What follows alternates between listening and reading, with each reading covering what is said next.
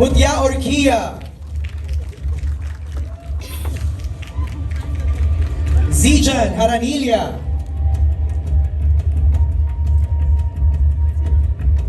Katie Omalin.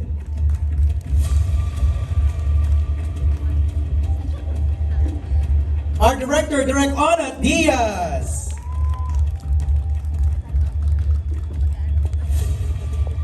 Our creative producer, Tanya Bautista Navarro.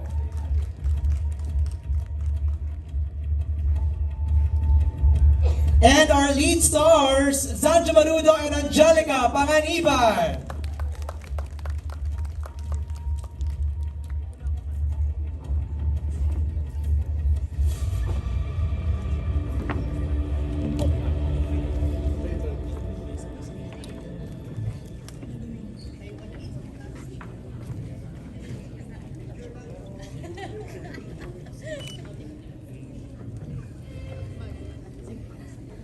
Z and Angge, before I ask you to sit down, can you pose for photos lang sa gitna, please?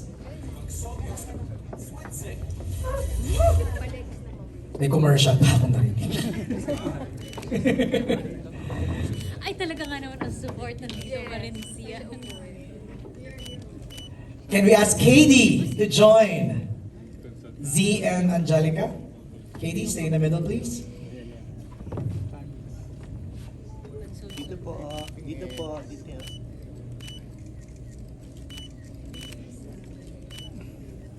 Pa. And if you don't mind, can I ask the cast, the rest of the cast to join? I'm just asking lang para meron agad ma-post na photos yung ating friends from the press while we're having the MediaCon. And then after this, we'll ask, ayan, Tanya, please join na rin and Direct Ona. Yeah, para one group photo na tayo.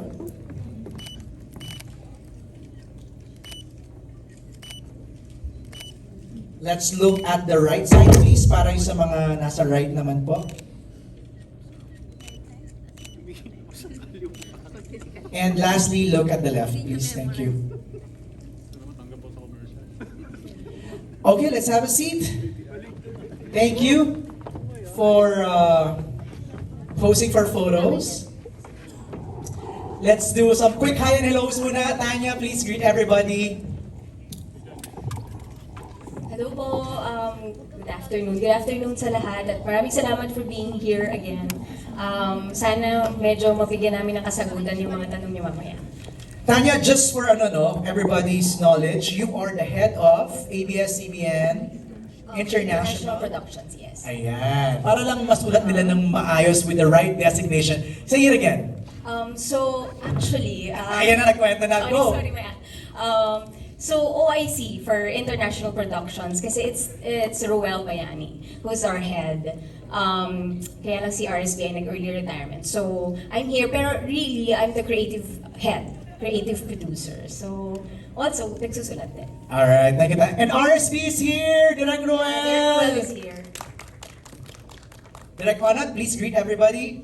Magandang hapon po muli sa inyo lahat. Salamat po sa mga kaibigan namin sa media, sa press, the vloggers that are here for this con. Thank you. May mga fans club ka, ha? May mga pala si Direct.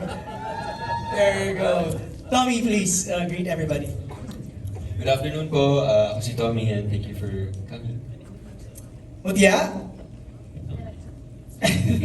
Hello po, good afternoon po sa inyo lahat. Good afternoon pa rin lang. Okay, good afternoon po sa inyo lahat. Thank you so much for coming at sana po supportahan niyo talaga ang Gasalan Boys. Ayun. Thank you, Mutya. Joem! Sorry. Ayan, magandang araw sa inyo lahat. Maraming salamat sa inyong pagpunta. At thank you. Thank you. Thank you. Wow, tatlo Karina! Hi everyone! Good afternoon po. Thank you so much for being here and sana po nag-enjoy kayo sa episode 1 and please do support the Silent Noise. Salamat! Zijan! Magandang hapon po sa inyong lahat. Salamat po sa pagpunta at pagsama sa amin ngayong hapon. Sana ay mag-enjoy po kayo lahat. Salamat po. The brilliant child actor, Katie! Hello po, good afternoon po. Nagsasalita ka! Oh my. It's a surprise! It's a surprise! Z! Ayun, good afternoon. Maraming salamat po. Ito po kami ulit. Meron po kaming inaalok na bagong palabas from ABS-CBN and Prime. Maraming salamat po sa support. At sa kanyang comeback, the comeback. Pa rin. Pa rin? Kemba. Angge. So maraming salamat po for being here. And sana natuwa kayo at nag-enjoy kayo sa pinakita namin first episode ng The Silent Noise. Let's spread the good word about this project. Thank you, Angge. Tama yung description ni Direk Orat kanina, no? Sabi niya, he used the word interesting sa first episode. And I think the best description naman para sa ating nakapanood is bitin. Nakakabitin. Siguro the first question, I'll throw kay Tanya and kay Direk Onat, no? Anong nauna, kwento o cast? Story. And then, pero syempre habang ginagawa mo yung kwento, meron ka talagang artista in mind. So, you just hope na tanggapin nila. So parang in a way medyo nagsabay, pero nabuo mo na yung kwento. Okay. Direk Onat, you wanna add to that? Yes, we're so fortunate that we're crafting the story. At habang nilalatag namin yung casting, isa-isa, umuoo naman. Sabi namin na perfect.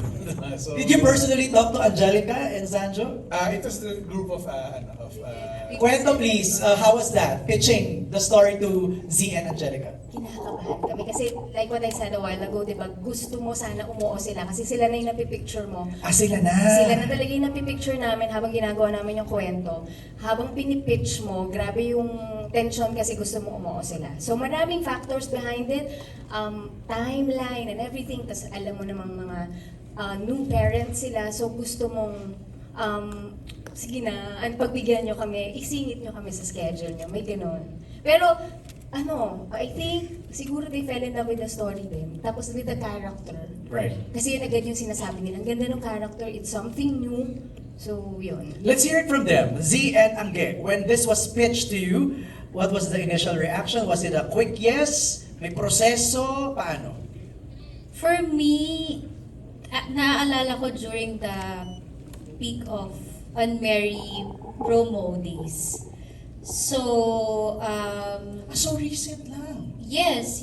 Oh. Mga end of November, I think, mga ganun. So, papasok na ako ng promo ng Unmarry nung nag-present sila sa akin. And good thing is, ginawa namin yung Unmarry, natapos kami September pa. So, well-rested na and kumbaga nakabuelo na ulit, ready na ulit magtrabaho.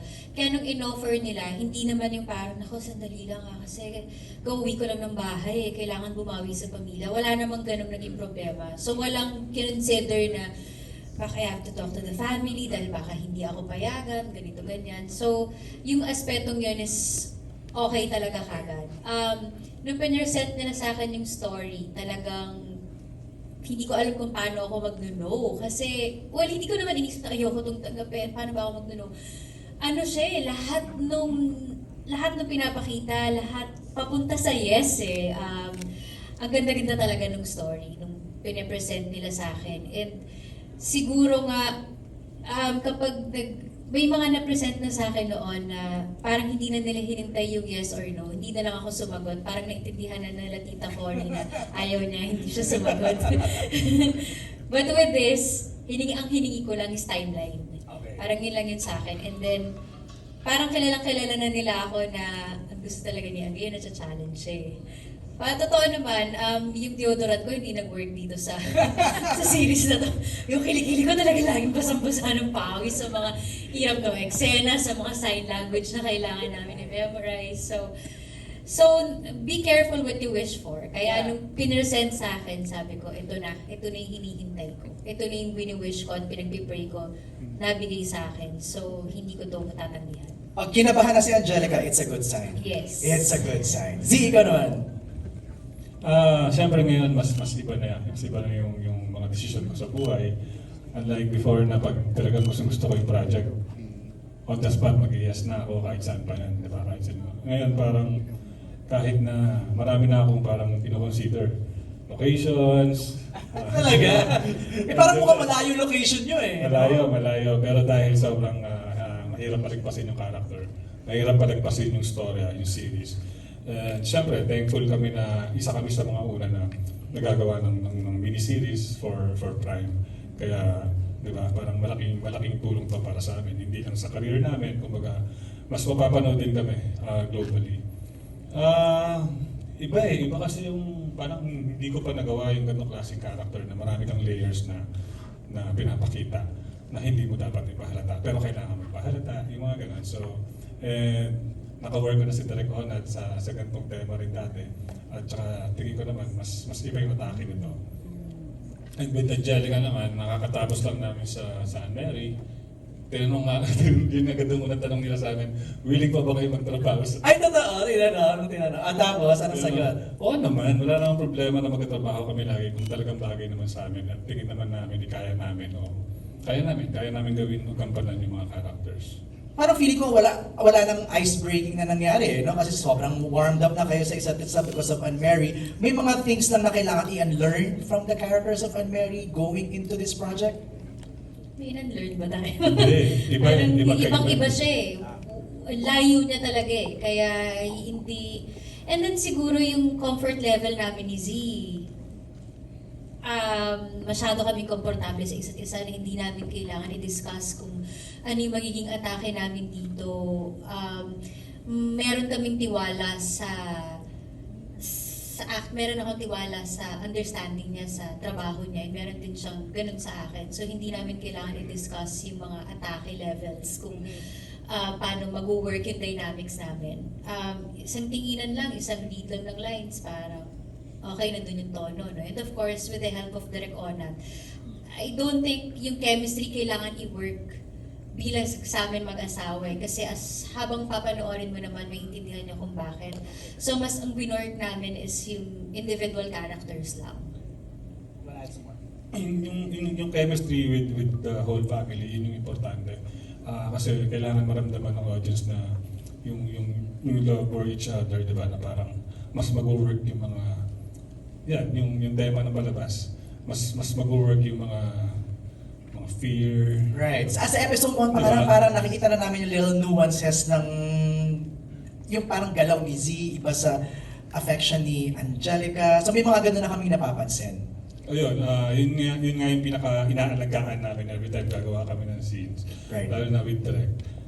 Pag medyo may sumobra, o may nahalata, o may nakulang na mga emotions, na mga nuances, lagi naman kami nire-remind. So, Okay. yun yung importante, yung maganda. I'll go to KD. KD, how challenging was your role?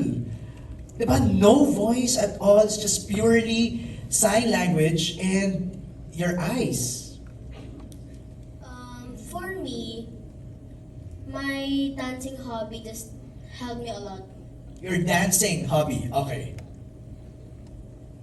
And I'm also taking the FSL, who taught me how to sign language. How long did you have to learn sign languages? I think it's probably about 1 month. Wow, a month. Okay. And then, sa set, may kasama ka pa rin na nag-guide. Yes po. Okay. And how difficult, challenging was it acting with Angelica and Zanjo just using sign language? And with Mylene also? Well, I could probably say that, wow. This is my dream. Oh. Is this your first big acting break? Yes. Wow. How challenging, no, Tanya and Direk Onat, no? First big challenging break, yet no voice.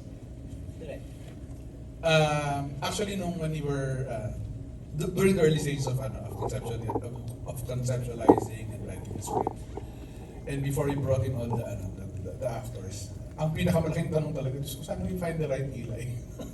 Kasi we know we found the right Jackie and Angel, we know we found the right Anthony and Zanjo, pero yung Eli sana maharap natin. Yung Did he audition? Yes, we auditioned a lot of times. Paano ang audition process? Merong scene na kami narin sa kanila, tapos sinuruan sila ng quick, of how to do the sign language. And they did it.